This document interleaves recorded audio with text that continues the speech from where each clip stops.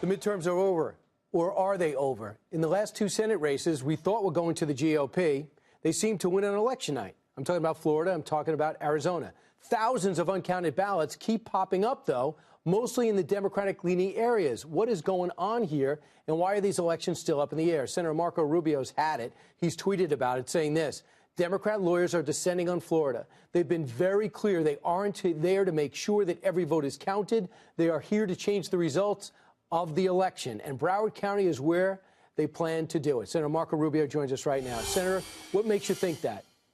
Their words. They held a press conference and said that we're not here to just have a recount, we're here to win. And look, we have procedures in the law for close elections and recounts. I have no problem with any of that. I have no problem with anyone availing themselves of what the law allows them to do. Here's my problem. My problem is this is focused on two counties, and in particular one county. So let me use an example. Bay County, Florida, where Panama City is, was hit by a Category 4 hurricane about 4 weeks to the day of this election. They were without power. You guys covered all this. They did all their ballots at a 52% return rate, 52% turnout despite the hurricane. They did all their ballots, submitted them on time. They were done basically on election night early the following morning, very early. Broward County, 48 hours later, is still counting. And they didn't have a Category 4 hurricane, and it's not the first time that they do this. Problem number one. Problem number two is we don't know how many votes they have, and neither do they. Either they don't know or they won't tell anybody how many ballots are left to count, and so forth. And so it's concerning when you go to sleep at 3 a.m. on Wednesday morning after the election, and, for example, Rick Scott is up by 60,000 votes, 54,000 votes, whatever it was. Today is at 17,000. And the only counties that are still reporting are Palm Beach and Broward, right? Who have a history, by the way, on these things. Broward County lost a lawsuit to the Republican Party a while back because they were opening up absentee ballots and beginning to count them before they were supposed to.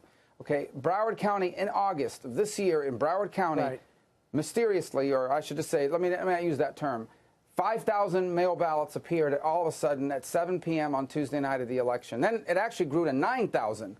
When they were done counting those, a school board race that involved Ryan Petty, one of the Parkland fathers that was challenging a school board member, suddenly the incumbent was able to barely, but she did, avoid a runoff.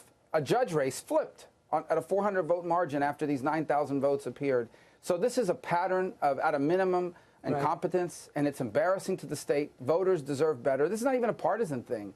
This is a county that apparently cannot count votes, as well as a county that just got wiped out by a hurricane. No matter what happens, you have a sitting governor up for this election, and Marco Rubio, you've been there. You should straighten this out.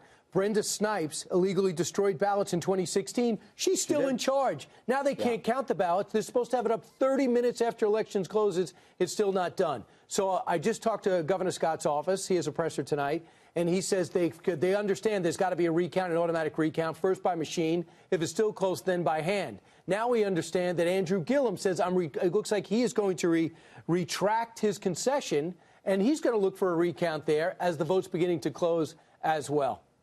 Yeah, look, the recount is fine. The law provides for that. In the case of the governor's race and Gillum and DeSantis, they're going to take the ballots and feed them back in the machine and make sure the machine is accurately reflecting them. In the case of the Senate campaign, they're going to manually recount these ballots. And what that means is they're only going to manually recount undervotes and overvotes, meaning ballots that voted for more than one candidate or ballots that did not vote for any candidate. And they're going to look at it and see, was there a marking that showed a voter's intent? Now, it has to be consistent throughout the ballot. So if you put an X in the circle, you got to have put an X in all the circles. You can't just do it for one race. But that's where the lawyers get involved. That's where the fights begin to happen. And that's where we have seen races in the past suddenly turn. My problem is, if this was something we were seeing in multiple counties, it's in one county, and it happens to be a very Democratic county. Look, people have a right to be concerned about it. Senator, real quick, Mark Elias is coming in. He's a Clinton attorney. And guess what? Works for Perkins Coie. And guess what? They hired Fusion GPS, who hired Christopher Steele. We're back in the dossier conversation. Mark Elias is back in our lives as a country.